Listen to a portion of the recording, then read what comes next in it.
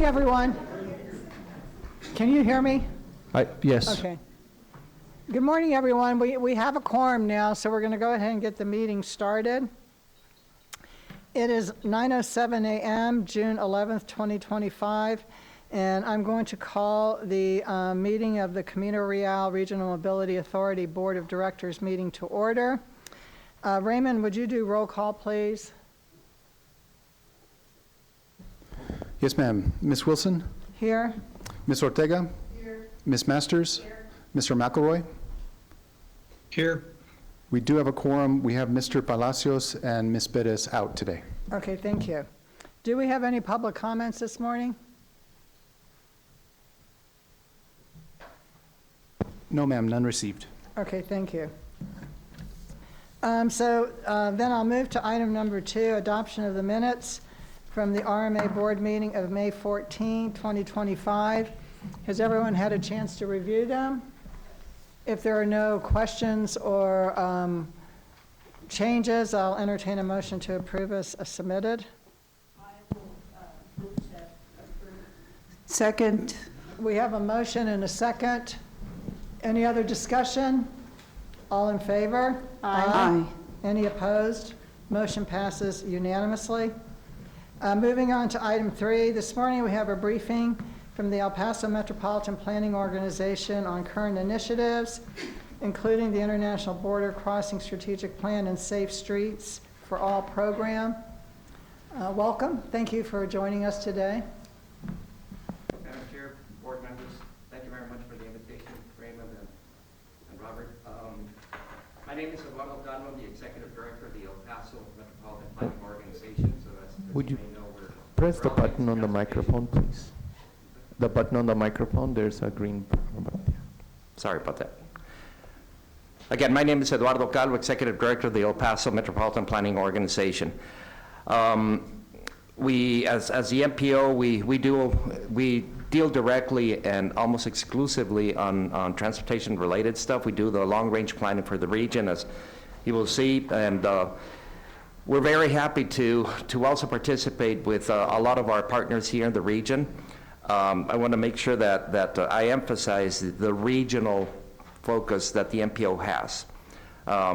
At the end of the day, yeah, we implement transportation projects which are, in a certain community, in a certain municipality, but at the end of the day, we need to continue looking at the regional element for that. So there we go. All right, so 3 of the initiatives that I'm going to talk about today. The first one is a Safe Streets for All Safety Action Plan. This is, well, I'll get into it later. Then we'll talk about the International Border Crossing Strategic Plan, which is really cool and interesting. And then the Border Highway Connector Phase 2, which is a follow-up in the state of New Mexico, that is funded by the state of New Mexico, a follow-up to the construction of their Border Highway Connector project. All right, so for the MPO, this is a map showing the MPO planning region. So there you see that we cover parts of Texas and parts in New Mexico as well. So all of El Paso County is part of the region, plus pieces of southern Doña Ana and Otero counties in New Mexico. So again, the planning areas are determined by the U.S. Census. Well, actually, federal law is the one that tells us that our regions are determined by the census. So, of course, it does make sense that cities of Sunland Park and Santa Teresa, New Mexico, have more to do with us than they do with other areas. Our population, we have about 900,000. And the key partners that we work with here at the MPO, the 2 state DOTs, Texas, New Mexico DOT, the 2 counties, and all the different municipalities that we have in there in both Texas and New Mexico. Transit providers are also very important partners in the work that we do. And even though obviously Ciudad Juarez is a different country, but I think we all understand the importance of Juarez.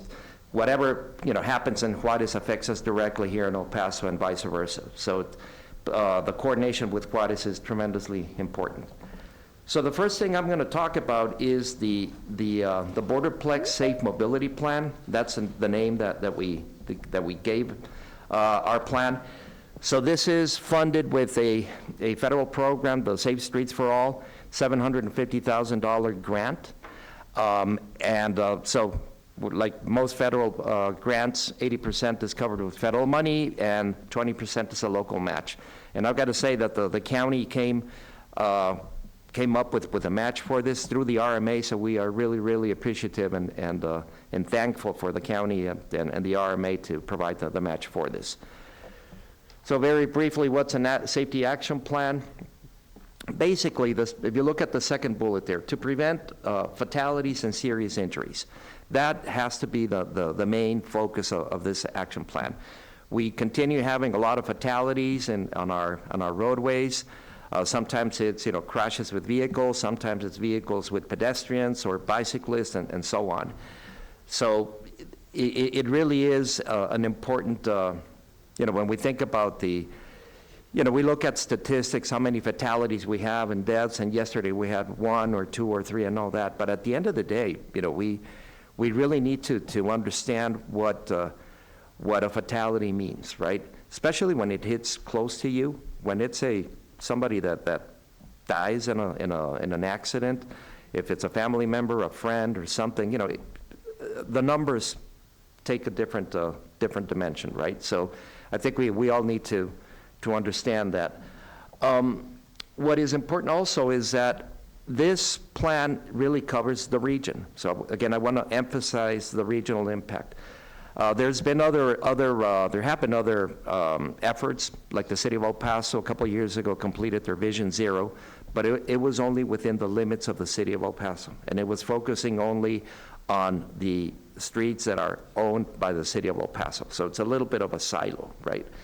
In the case of the MPO, we covered everything. We're covering the entire region, Texas and New Mexico. We're covering the state highway system on the Texas side and New Mexico side. We're covering all of the municipalities and also the unincorporated areas, of the county. So it's a really, really cool opportunity for the MPO to look at this, from a more holistic area and cover everybody. So as part of the work that we do, we look at all the crash data, a lot of information, and one of the first steps is to come up with what we call the high-risk network, right? So most of the fatalities and serious incidents happen on certain places, right? So the idea is if we focus on that, on those pieces of the network that are high risk, and see what we can do to fix it, well, we're going to be doing a lot of the, taking care of a lot of the fatalities and incidents. So once we determine the network, there's a lot of what we call countermeasures to see, well, what do we need to do? How do we fix it, right? So the countermeasures could be multiple things.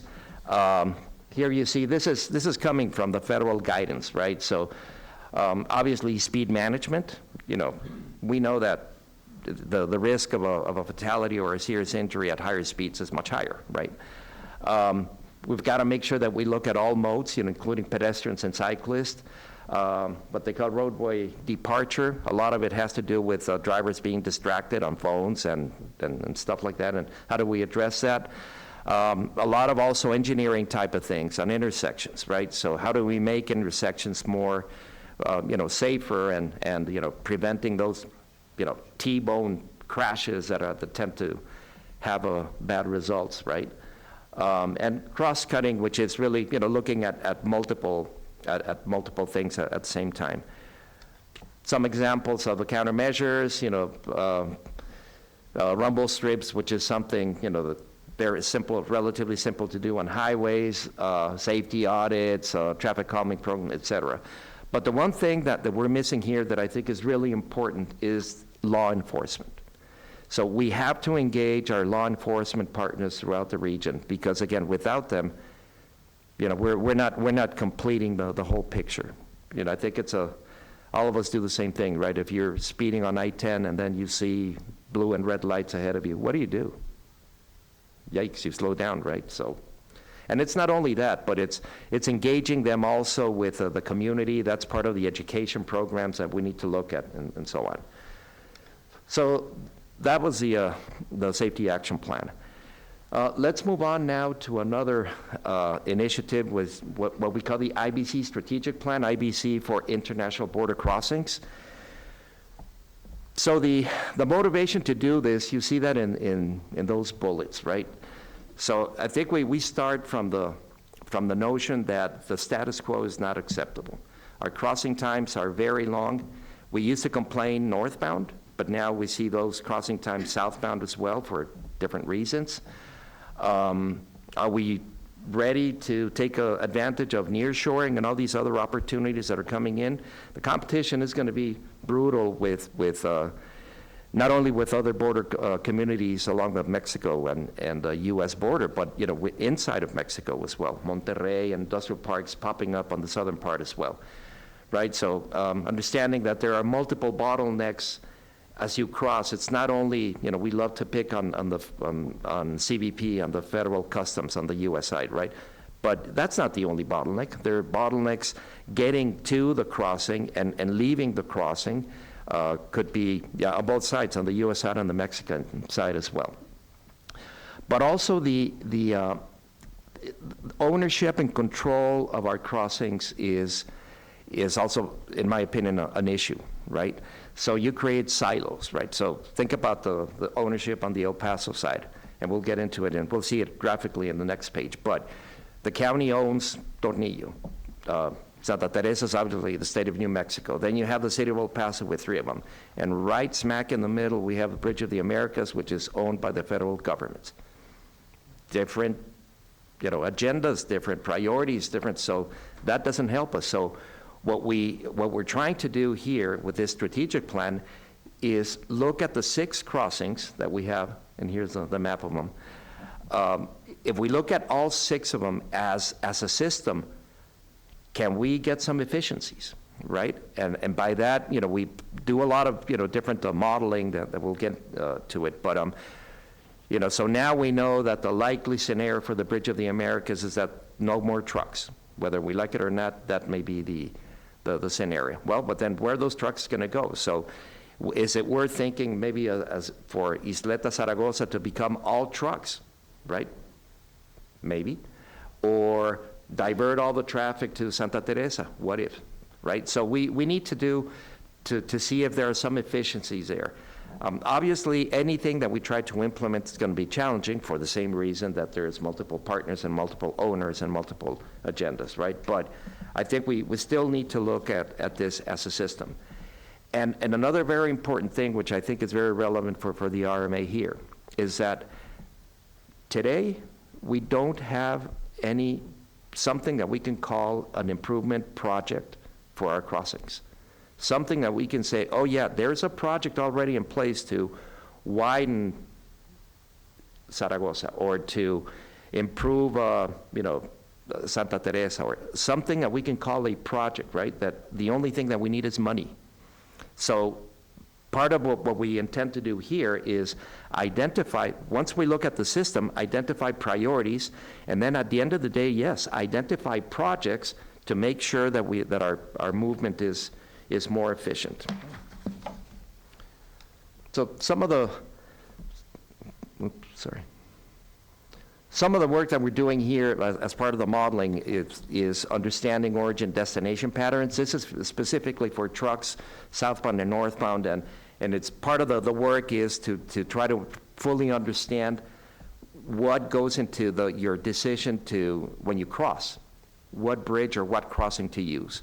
Is it travel time? Is it cost? I mean, knowing that the Bridge of the Americas is the only one that doesn't charge tolls, or what is it, right? And of course, for people, the choices are different than for trucks, right, for commercial vehicles. So this is just a sample of the origin destination patterns that we have determined through surveys, both northbound and southbound. All right, then the next one is the Border Highway Connector Phase 2. We're doing Phase 2.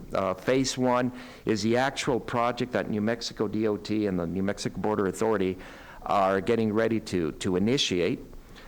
So the background for Phase 2 is that, knowing that Phase 1 was going to be built, and we were looking at it as with our stakeholders, there was some concerns from the El Paso stakeholders, from the city and TxDOT as well, and saying, okay, well, great, you build this in New Mexico, but that traffic is going to get into Texas, right? And are we ready for that?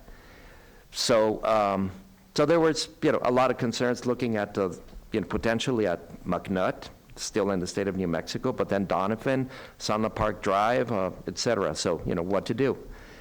So just to give you an idea, this is a project that, this is the Border Highway Connector, right? So it's a new facility, eventually, the ultimate is a 4-lane facility that connects Pete Domenici, in the vicinity of the port of entry, and then going east, crossing the Union Pacific tracks, and then connecting to McNutt in the limits of the city of Sunland Park, right? So this is it's a really good project in the sense that provides another connection to the port of entry. For those vehicles that cross Santa Teresa, they don't have to go all the way up to our craft, which is about 8-9 miles to get to I-10 and then come back south. So, it looks good, right?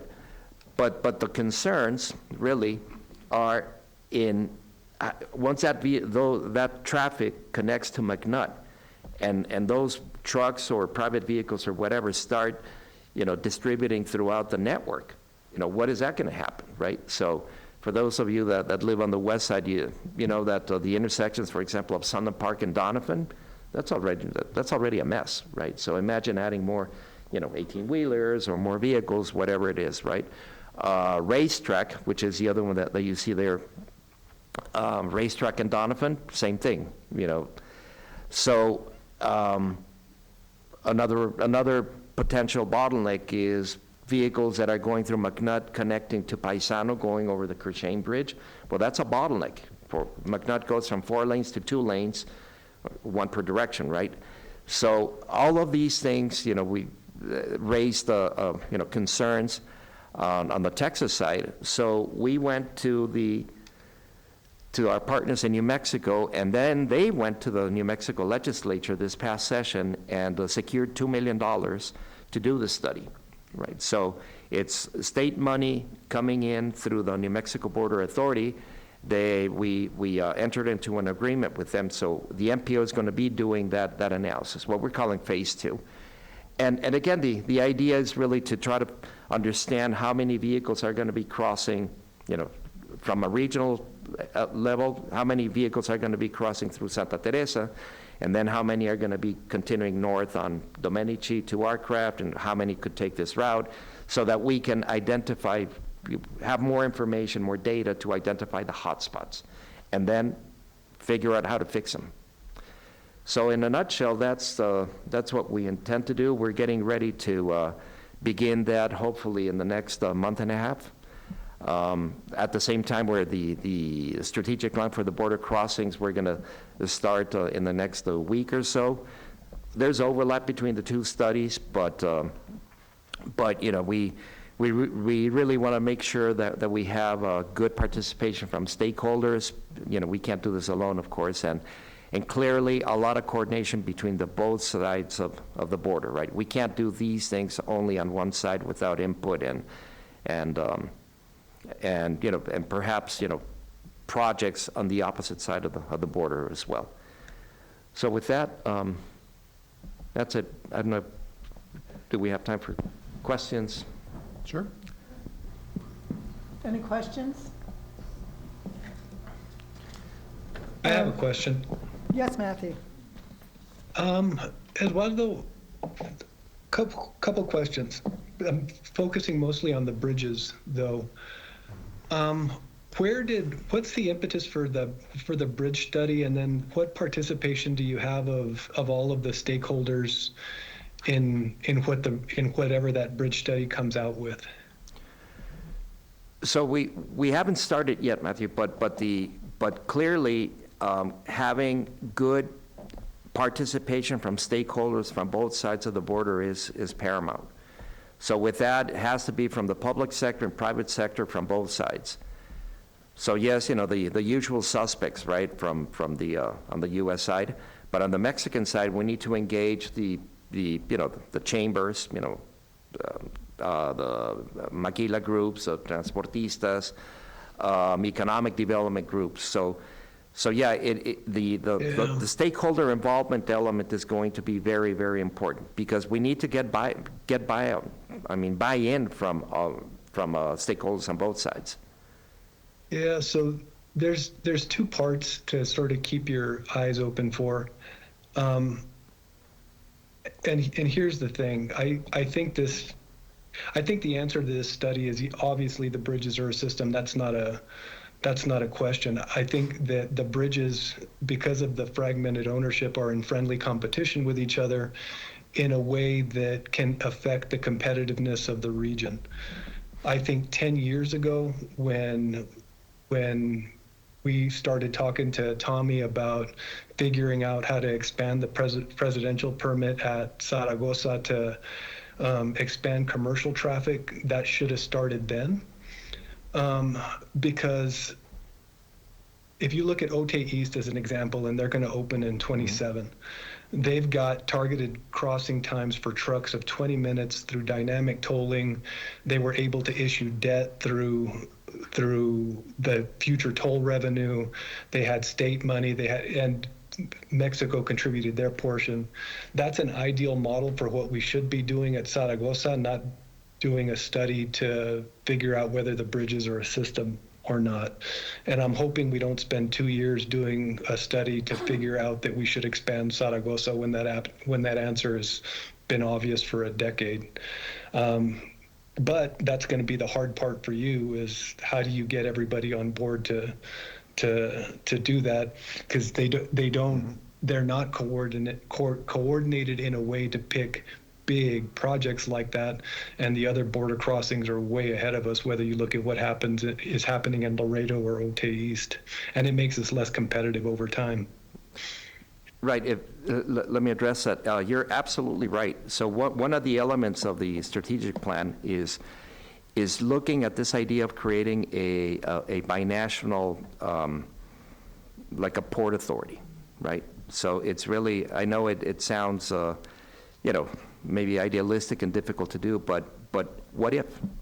What would it take to create a port authority?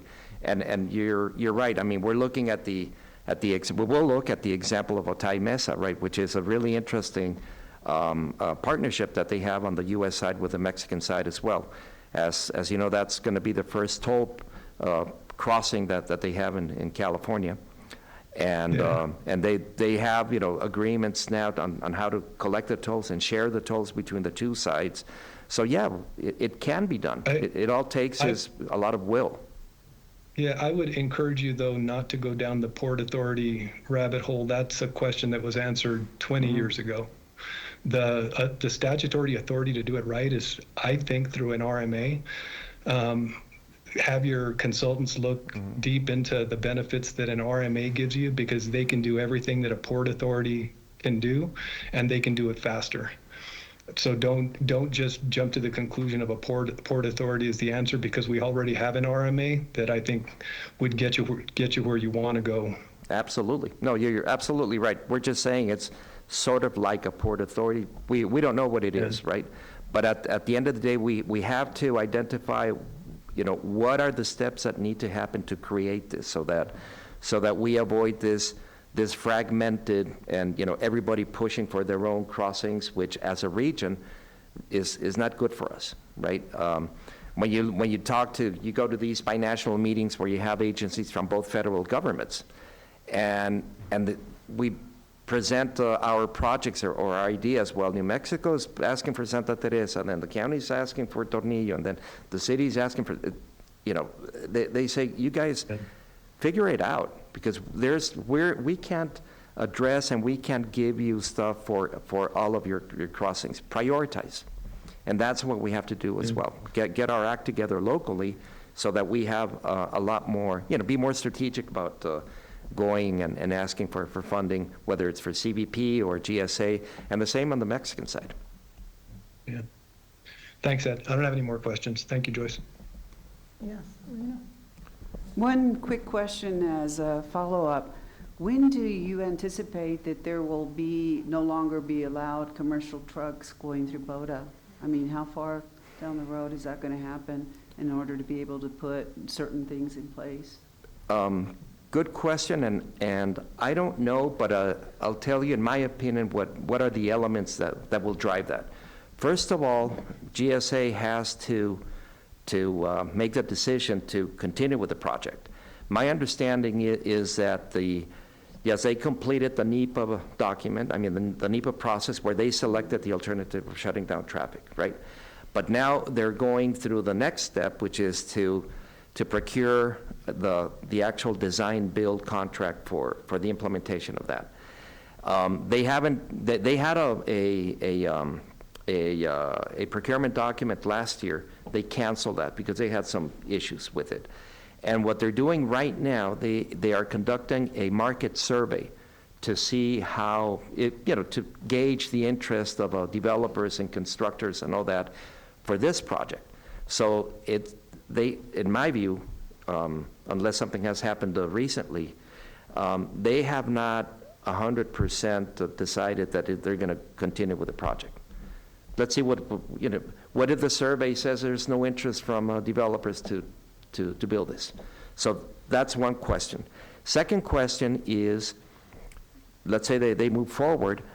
We don't know if when they initiate the design and the construction, are they going to shut down the crossing, the bridge completely? That was the original thinking when they started this project, right? They said, we're going to shut it down because we're going to tear everything down and rebuild it all at once. And so traffic would be not only for commercial vehicles, but also for private vehicles. It would be, it would be closed for that. One thing that as a community, what I think we need to push is to tell them, keep it open. Imagine if, for example, think about the work on I-10. It would be so much faster for TxDOT to shut I-10 down for 2 years and say, yeah, we're going to shut it down completely, rebuild it, and then reopen it. We can't do that. We have to leave some lanes open. And I'm looking at you, Edgar, as a former TxDOT guy. Yeah, it takes a little bit longer, right? But you can't just shut it down. And I think as a community, we still need to work with GSA and say, well, keep it open. That gives us a little more time to prepare for no trucks at the Bridge of the Americas. So that's a long answer to the question that we really don't know yet. But it could be sooner if they continue on that thinking that they're going to shut it down completely to rebuild it all at once, instead of maybe, phase it so that you always keep some lanes open. Okay. So how much time do you believe you're going to have to actually take care of potential alternatives? Well, that's what we need to figure out, because obviously we're behind, right? Because as I was saying earlier, we don't have, real expansion projects, right? It's not just widening a bridge, but it's also improving access points on both sides and so on. So that's going to take a while. But we need to figure out how, some short-term actions that we could take on both sides, because it's northbound and southbound, to make the flow of vehicles and people, more efficient. So, yeah, we're behind in my view, we're behind as a community on both sides. Thank you. Okay, thanks a lot for the presentation and for the information. Sure. I know there's a lot of uncertainty right now with the federal government.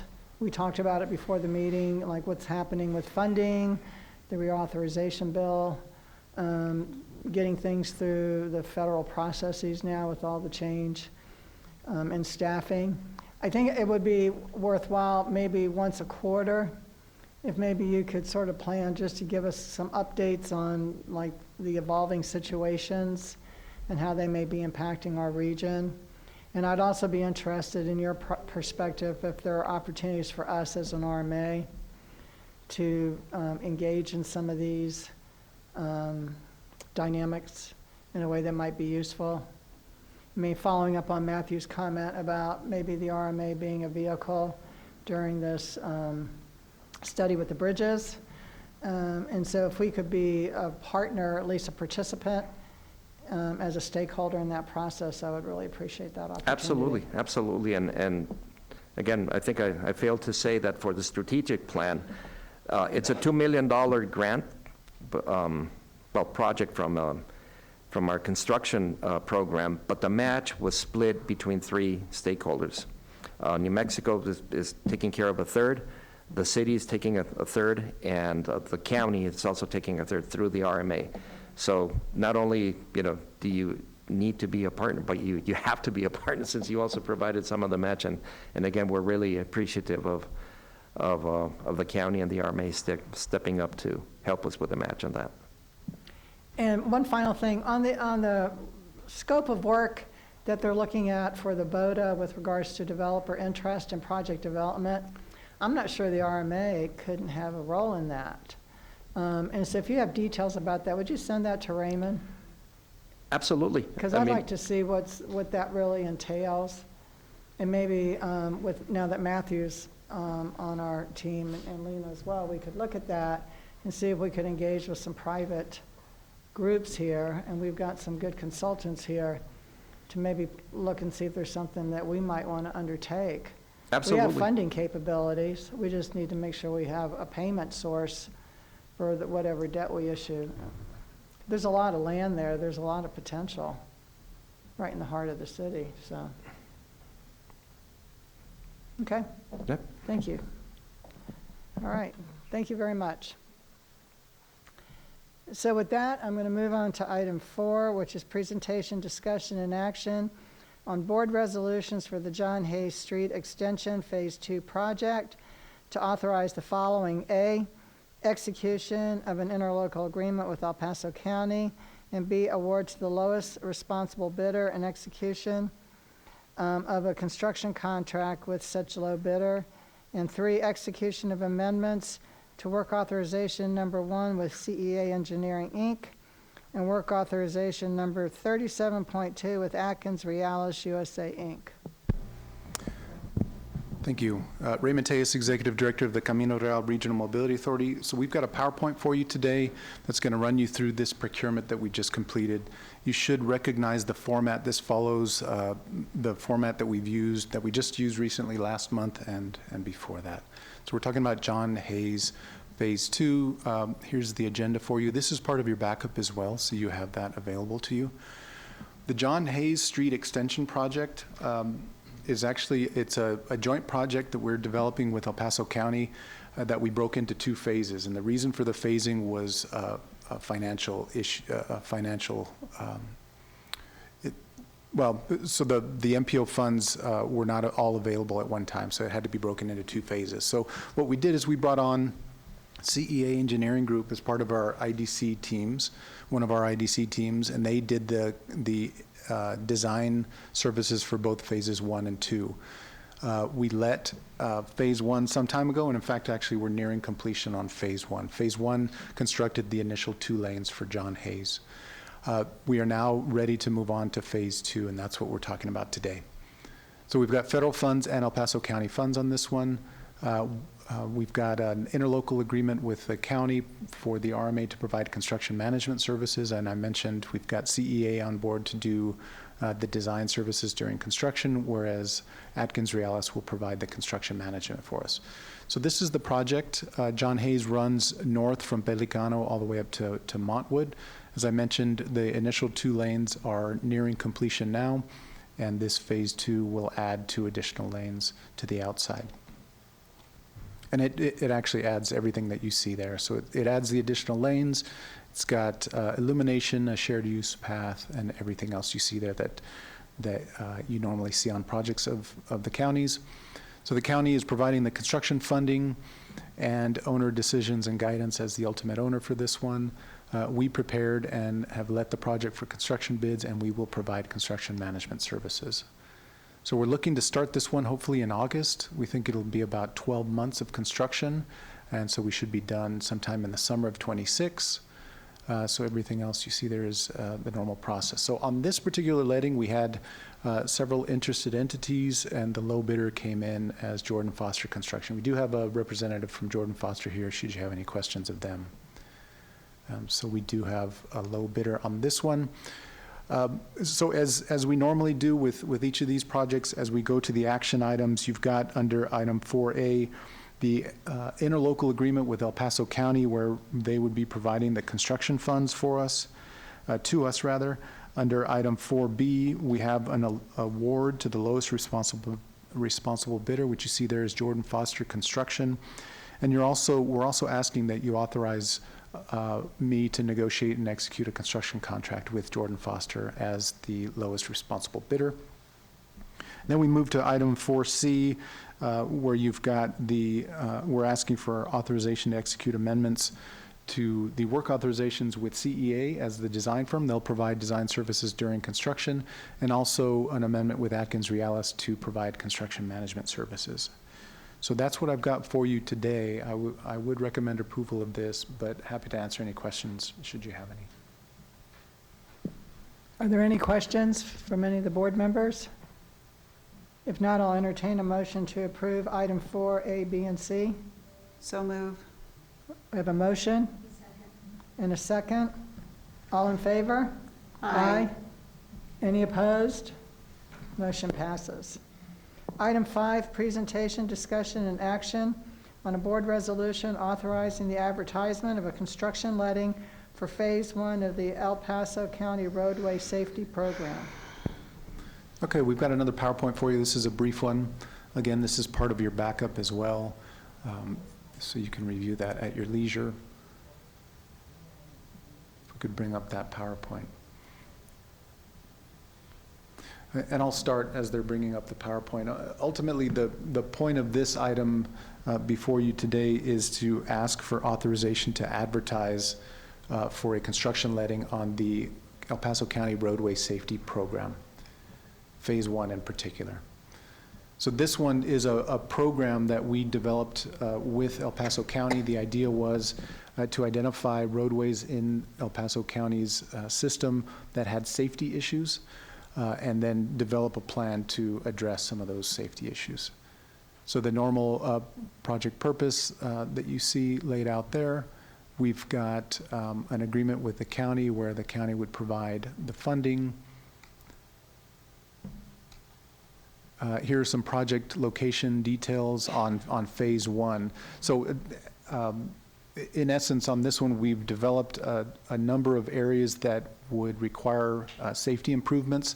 Phase 1 are the individual project areas that we would like to develop now with currently available funding through the county, and that's what you're seeing there on the location map. These are the individual improvements that we're talking about. The first one is safety illumination at those intersections that you see under item 1. We've got traffic signals going in under item 2, roadway flashing beacons and four-way stop there at Emerald Pass and Peyton under number 3. And then number 4 has signing and pavement markings at those 3 sections. So this is Phase 1. Again, we're tapping into the available funding that the county has. I should mention we have a representative from the county here today, should you have any questions of them as well. So the roles of the county and the RMA are the same. The county remains as the original owner and the entity providing the funding, and we will prepare and let the project for bids and then ultimately manage the construction. Here's our timeline. This is what we're looking at. We're looking to advertise next month and then open bids at the end of July. Hopefully we can be back to you in September with a proposed award. Additional timelines, if that all holds, it looks like we would look to start this project in January of 26. Those specific safety items we talked about would take about 5 months, so we'd be done in summer of 26 as well. So with that, I would ask for a motion to authorize the executive director to advertise a construction letting for Phase 1 of the El Paso County Roadway Safety Project. I move to approve. We have a motion?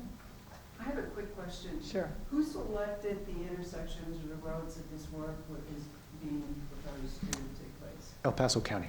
They selected them? Yes, ma'am, they prioritize all of those. I second it. Okay, we have a motion and second. Are there any questions or further discussion? If not, all in favor? Aye. Aye. Any Aye. opposed? Motion passes. Number 6, discussion and action on a board resolution authorizing the execution of amendment to the interlocal agreement, design of passenger bus shelters with El Paso County. Okay, this is a bit of good news. You may remember this item was on the agenda last month where we had an award for the construction contractor to develop the passenger bus shelters for this particular project. Unfortunately, the bids came in high, so we only had enough funding for base bid 1, which essentially consisted of 22 bus stops, which included shelters, benches, and that sort of thing. So there were not enough funds to handle base bid 2 and base bid 3. However, I noted at the time that El Paso County was out looking for additional funds, and we're happy to announce that they have found those additional funds. So what you see under item number 6 is an amendment to the interlocal agreement that we have with El Paso County to provide those additional funds to us to allow us to complete base bids 2 and 3. That adds under base bid 2, 34 additional bus stops, with concrete platforms, sidewalks, benches, bus stop signs, as well as 53 of the, if you remember, there were 3 types of bus stops we were doing. Base bid 3 is that 3rd type, and those are 53 bus stops, and those essentially consist of the bus stop sign plus sidewalks were applicable. So we're excited to include a whole lot more stops for the county's transit program under item number 6. So happy to answer any additional questions. Otherwise, I would recommend approval. Any other questions? Comments? I'll entertain a motion to approve. Move to approve. We have a motion. I'll second. Second. All in favor? Aye. Aye. Any opposed? Motion passes. Number 7, discussion and action on board resolutions authorizing the execution of amendments to the following instruments as they relate to the Fabens Airport Monument Project. Item A, interlocal agreement with El Paso County. And item B, work authorization number 1.1 with Hewitt Zollers. Okay, this item is read into the record, deals with Fabens Airport, specifically the installation of an entrance sign, a monument sign for the airport. Originally, the county had intended to manage the construction of this monument sign on their own. In fact, actually, we had developed the design for them, and they were going to put it out to handle the construction. They've since asked that we put it out for construction. However, there are some updated specifications that need to be added. So what you see under item 7A is an interlocal agreement amendment with El Paso County to provide additional funds and authorization for us to update the specifications and also run this project through procurement. So that's item 7A. 7B then is a work authorization amendment with Hewitt Zollers, which is part of our IDC groups as well. They are doing the design activities for us, and that item 7B amends their work authorization to provide those additional services that I just mentioned. So subject to your questions, I would recommend approval of this item as well. Any comments, questions? I'll entertain a motion. So move. I'll second. I have a motion and second. All in favor? Aye. Any opposed? Motion passes. Moving on to item 8, discussion and action on board resolutions authorizing the execution of amendments to the following instruments as they relate to the Alamo Alto Trail projects in Fabens and Tornillo, Texas. A, interlocal agreement with El Paso County Fabens. B, interlocal agreement with El Paso County Tornillo. And C, work authorization number 3 with ACOM Technical Services, Inc. Okay, as mentioned, this deals with Alamo Alto Trail. As we've discussed in the past, the Alamo Alto Trail is a 60-plus mile trail system that runs from county line to county line. We are assisting the Paso Norte Health Foundation in the development of that program, partnering with El Paso County specifically on several segments of the Alamo Alto portion of the trail. Phase 1 of the Alamo Alto Trail is trail work within Fabens, Texas. Phase 2 is trail work within Tornillo, Texas.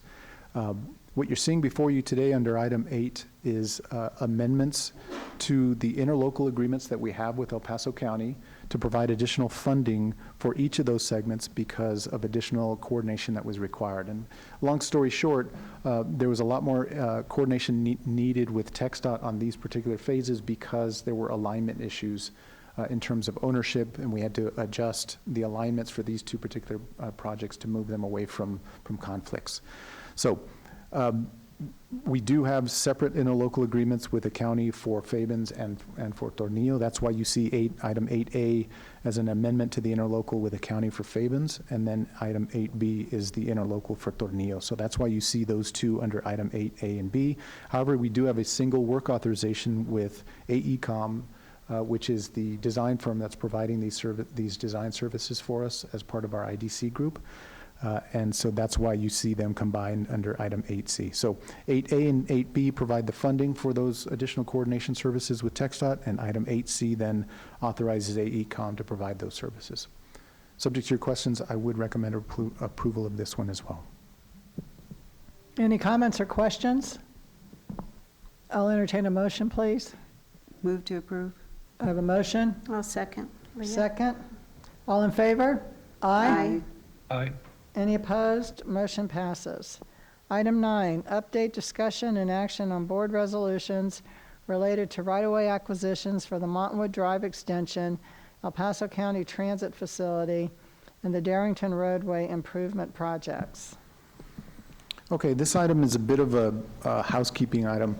We have partnered with the City of El Paso on the Montwood Drive project where we're providing right-of-way acquisition services for them. We've also partnered with the county on the county transit facility and Darrington roadway projects. Those two projects also required right-of-way acquisitions. And essentially what you see as part of your backup are resolutions that are doing some housekeeping, meaning we have interlocal agreements with the county and with the city for each of these three projects where the services to be provided by the RMA are outlined, including the right-of-way acquisitions, the purchasing of those properties. We are, through each of these agreements, the RMA takes possession of these projects, of these parcels that we acquire, and once we've collected them all, then we turn them over to the underlying owner, meaning the city or the county, in each of these projects. So what you're seeing in those resolutions is really just clarification, belt and suspenders, if you will, to note that the executive director has the authority to negotiate and close on those parcels, as well as the authorization to create budget, the budgets necessary to implement. However, all of the funding for each of these for each of these right-of-way acquisitions come from the city or the county, depending on the project. We're just routing it through us for them. So that's what item 9 is. Happy to answer any questions, but I would recommend approval. Any comments, questions? If not, I'll entertain a motion. I'll move to approve. Second. I have a motion and second. All in favor? Aye. Aye. Aye. Motion passes. Okay, number 10, presentation and discussion on change orders recently approved by the executive director for the Fabens Airport Hangar Expansion Project. We've got a very brief PowerPoint for you on this one. This is the usual item I bring to you each month to identify the change orders that were approved over the prior month. And today, we've only got 2 of them from a single project. There are no change orders that need board action today, so this is informational only. The 2 new change orders deal with the Fabens Airport Hangar Expansion Project. There's a location map. This is part of your backup as well. 1 through 6 prior change orders have all been approved, also through number 12. Number 13 is a new one that is pending, so that has not been executed yet. I'll likely bring that back to you next month. What we're talking about today are change orders number 14 and number 15. The 14 deals with water line repair. So when the contractor was tapping into the water line at Fabens, the original water line, I believe, was needed some repair. So once you tapped into it, it created some issues, and we had to fix that. So that added another $12,000 for that repair. And then change order number 15 includes fur outs around columns. That's essentially covering up some gaps in the columns that were constructed there in each of the hangars. That adds another $4,000. As with all change orders on a county project, the county has reviewed and approved and is providing the funding for this. So they have approved each of these. So no action required on this one, just for your information. Okay, thank you very much. Are there any questions or comments from anyone before I move on? All right, then I'll go to item 11, which are staff reports. A, the 2013 El Paso Comprehensive Mobility Plan. B, San Elizario Needs Assessment Project. And C, Fabens Airport Solo Feasibility Study. Okay, so each of these are provided as part of your backup. I'm not going to spend a lot of time with them, but I'm happy to bring them back should you want a full presentation for each of these. I did want to touch on them, though. The 2013 El Paso County Comprehensive Mobility Plan, that's a regular quarterly report that we provide to you all, so that's part of your backup.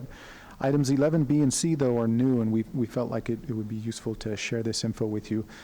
We entered into an agreement with San Elizario some time ago where we agreed to provide them with a needs assessment study. Essentially, what we've done is we've looked at all of their transportation, their existing transportation system and what their needs are going into the future. So we've identified all of that for them. That's a really important document for them because they'll be able to use that to go and justify any requests that they have to the MPO when they're seeking funds for future transportation projects. That's a really important project that we were able to help with them.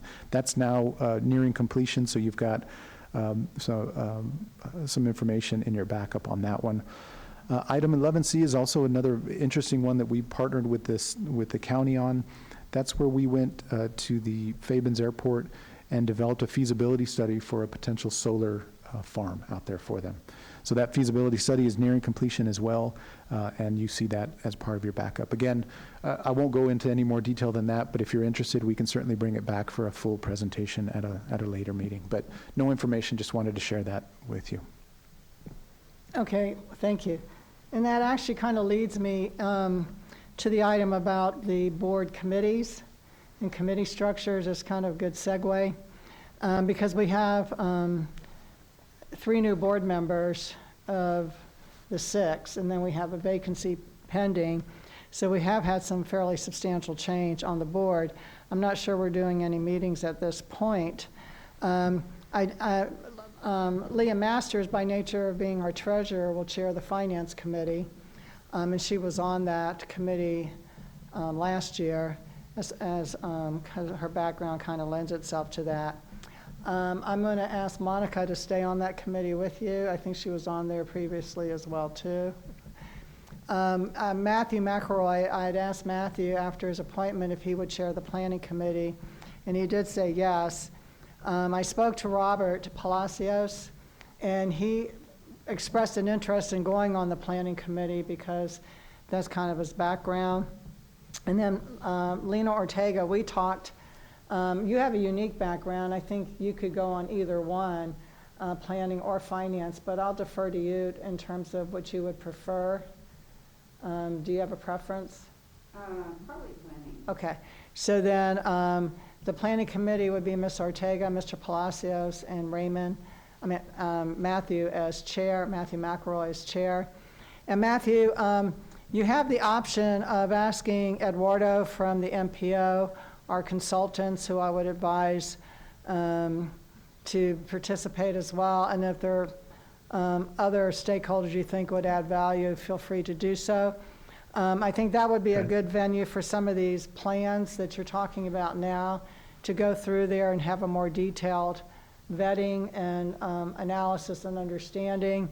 It would be a good venue for us to get more familiar with some of the plans that are going to be forthcoming from the MPO, how we could have a role. And I'm particularly intrigued about the BODA and whether or not there might be an unusual and unique opportunity for us to engage in some role there to actually facilitate like a major project, which would be pretty exciting. It might be too big for us, but still, I mean, if there's no interest and we can get some local interest, and I mean, you know, you've got Foster Jordan and some, you know, Hunt and some big developers here that may be interested in coming in with us on a partnership or something like that. That would be pretty exciting. So at least we can get those 2 committees launched. We do have 1 vacancy outstanding. I'm going to follow up with the mayor's office now that I'm back. I actually have an idea for somebody potentially to fill that slot. Jim Smith, who had been on our board for a long time, he had ties to Fort Bliss, and he was up in that area. And we always felt like it'd be good to have someone who has ties to Fort Bliss because they control so much land, and ingress and egress to them is I mean, it's important, but it's also sensitive. And so having someone who has contacts out there might be helpful to us as well. So that person then will just go to finance for now. So we've got 3 and 3 and have 2 good committees that can start meeting regularly. I know finance has always met monthly. I'm not sure planning met monthly, but I do think it might be worthwhile to get them started on like monthly meetings just to kind of get acclimated about all the things going on, where there are opportunities for us to get more engaged, what's happening at the state in terms of legislation that might impact us. Also funding, like the projects that might be out there that we might be able to assist in executing. The other thing is I really want us to maybe get a little more aggressive and assertive to see if we can engage the city to help them more with some of their projects. I know we had some of that dialogue. I'm not sure how far that's come. Have you ever met with the new city manager? Yes, I have. Okay, good. Yep. And so with that, I'll move to item 12. Do we need to go into executive session before we vote on these? Actually, I would ask you to read it into the record. I'll give a present or some briefing to the public, and I'll ask for action items on 12A and 12B, and then I'll ask that we move into executive. Okay, so we can dispense with these before we go into Exactly. executive session? Yes, That's ma'am. good then, okay. I wasn't sure. So item 12, status update on the Pelicano Drive widening project, and discussion and action on board resolutions authorizing execution of amendments to the following work authorizations. Item A, number 3, with CEA Engineering, Inc., and item B, number 27.8, with Atkins Realis USA, Inc. Okay.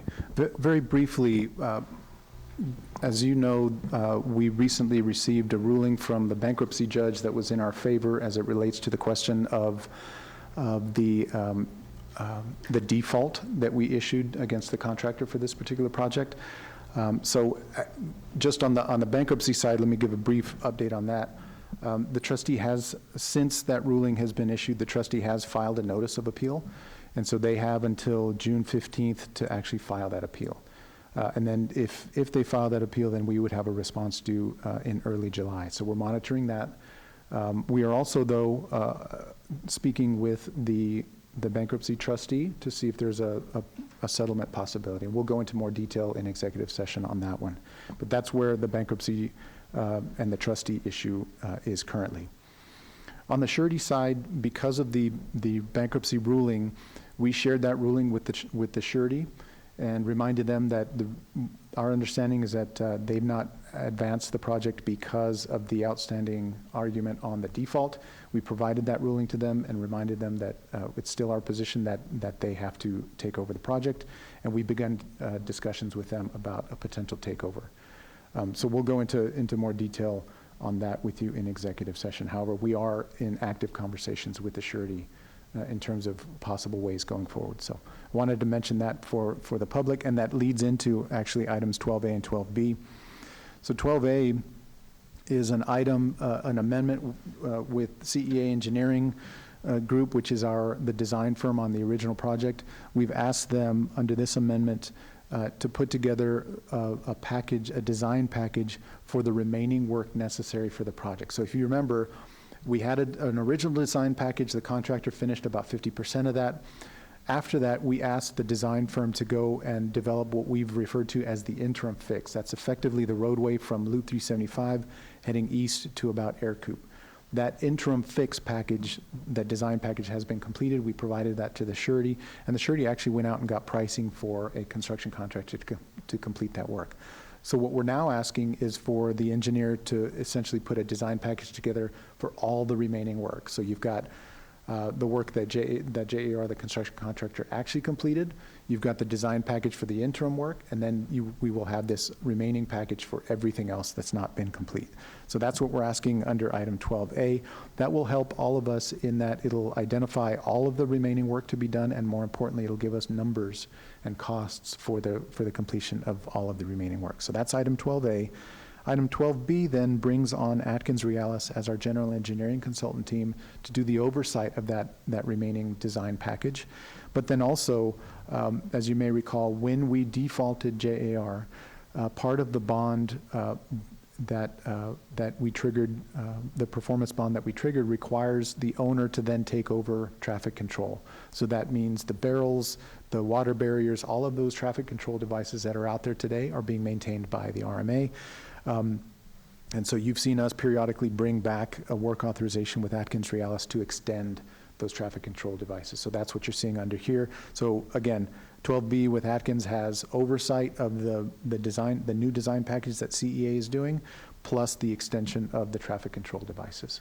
So that's what you have under 12A and 12B. I would recommend approval of both of those, and then I would ask that we move into executive session to discuss in more detail with our attorneys.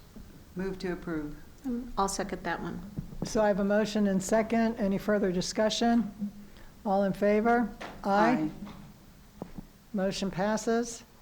Thank you. And so with that, the time is 10:08 a.m. on June 11th, 2025, and the Regional Mobility Authority Board of Directors will now retire into executive session pursuant to Texas Government Code Section 551.071.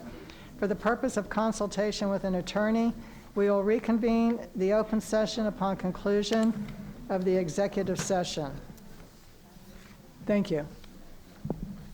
And there'll be no other business once we come back into open session other than to recess for those of you who were here. It looks like you're going to leave, so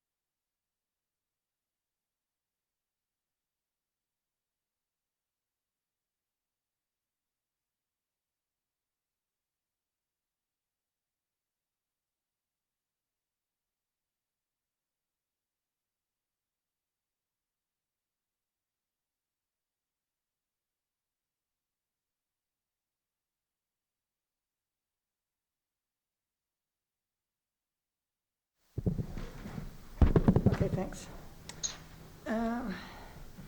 It is now 11:11 a.m. on June 11th, 2025, and the Board of Directors of the RMA is reconvening its open session after deliberations in executive session pursuant to Texas Government Code Section 551.071. The board consulted with its attorney but took no action in executive session. Is there any other business? No, ma'am. Then I'll move, make a motion to adjourn. I have a second. All in favor? Aye. Aye. Aye. Thanks, everyone, for your time today. Good meeting. We've got 11:12. And then Matthew, would you get with Robert about setting up a schedule for planning, for I your will. planning committee, around your Will do. availability and convenience? And if you want to Yep, I'll get talk, it give taken me a care of. call.